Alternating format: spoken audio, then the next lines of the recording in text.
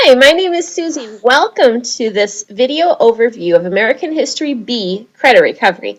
I'm Susie, I'm your teacher, and the objective of this video will be to overview how the class works, how to figure out what assignments to do and when, and how to understand the gradebook in a credit recovery class because it is different than your other classes.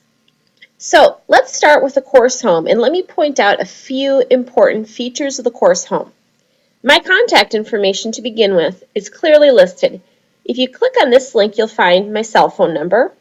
Also over here is a direct link to email me. And another important resource I want to point out is the assignment list. If you would like to print out a list of all the assignments that are due over the semester, this is the list for you. You simply print it out and then you can manually, with a paper or pencil, check off the assignments as you complete them. So these are some helpful tools here in the course home. There is a Google Calendar that lists that lists a suggested pacing for the class. And I also will list a suggested pacing down here in the announcements. Now, a credit recovery class is designed for students to work at their own pace. And a lot of students will finish the class early and talk to their counselors to take another course that they may need. So you certainly can feel free to work ahead and finish at your own pace. If your goal is to finish by the end of quarter one, you will want to set a schedule and a pace accordingly. And I can teach you exactly how to figure out that very thing, is how many assignments do you need to finish by the end of the semester, how many would you have to do each week to finish at the end of quarter one. So let's first point out how to do the assignments. All right, so you'll start off, the first unit is Unit 6, because this is the second half of American history.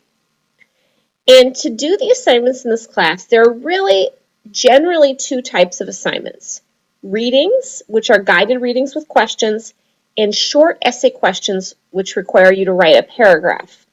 The guided readings, I just want to point these out, how they work. So you'll click on the reading. The first 2 pages of the guided reading do not have questions below them. The first page is basically a preview to the reading.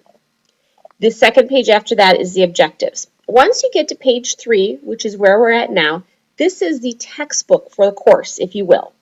So you'll see the textbook, and right below there'll be a question, 2 or 3 questions in which you answer. Make sure to hit next to go to the following page. Make sure you complete all pages in a guided reading. Now, something really important is that the next button is the save button. So if something comes up and you have to leave an assignment, make sure you click next so that your assignment answers are saved. So think of the next button again as a save button. That is really, really, really important. All right, so that gives you an idea of how to do the guided readings. Really simple. Reading up top, questions below. Let's go back and point out a few other things for the class. All right, the gradebook. The gradebook is much different in credit recovery classes. And how it works is everything for the entire semester is counted from the first day you enter the class. So this is a sample gradebook here, and as you can see, all assignments are being counted. If you go to the very bottom, you'll see that they have the course total. That's the percent right here. And what will happen is that each time you do an assignment, your percent will go up slightly. So you'll start off at maybe 1%. Let's say you do 3 or 4 assignments. Maybe that gets you up to 5 or 6%.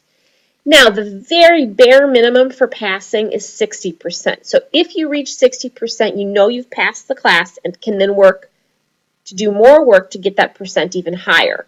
Or perhaps go back and redo an assignment, whatever it takes. So basically, you're starting off at 0 and you're working up to the desired percent. And, as you'll remember, C's are in the 70s, B's are in the 80s, 90s for A, in the A range. Some of you are going to be starting the class after the first week of school. Or perhaps you're working one class at a time and you're trying to figure out how many assignments do I have to do? What pace do I need to go at? So let me show you a little bit on how you'd figure that out.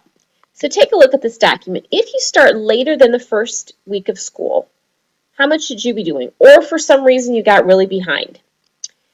In this semester, there are 20 weeks. In this particular class, there are 50 assignments. Let me change that, that's wrong. So if you start on, let's say you start on week 10, because this will be really easy math. So if you start in week 10, that means there are 10 weeks left, and there are still 50 assignments to do. And students that start later in the semester are often in less classes, so it might feel like, oh my gosh, I'm behind. You're not. You're taking less classes, but you will have the chance to earn full semester credit for those classes.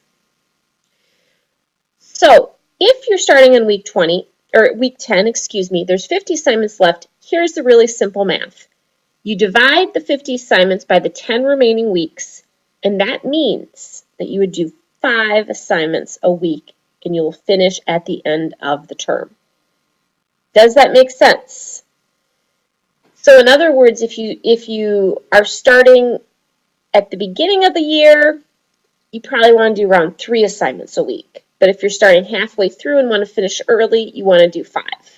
So you can calculate right now by looking at how many assignments you have left, and then calculate if you want to finish at the end of quarter 1, just how many you would need to do or how far you'd want to work ahead. Another thing to keep in mind is really look inside the gradebook, and I forgot to point this out, at your quality of work grade. And there is a spot in there that shows you that. You want to be, on average, passing each assignment. Because even if you do all the assignments, if your scores are really low, you still won't pass the class. So on average, you need to be getting 60% or higher on your assignments. So really look at that. Make sure that you are getting passing grades. And I think there was one other feature I wanted to point out, and that is basically just when you go into the class, check the gradebook, see where you're at, double check your grades, and that's right here. Make sure you're clicking on that frequently and checking your grade.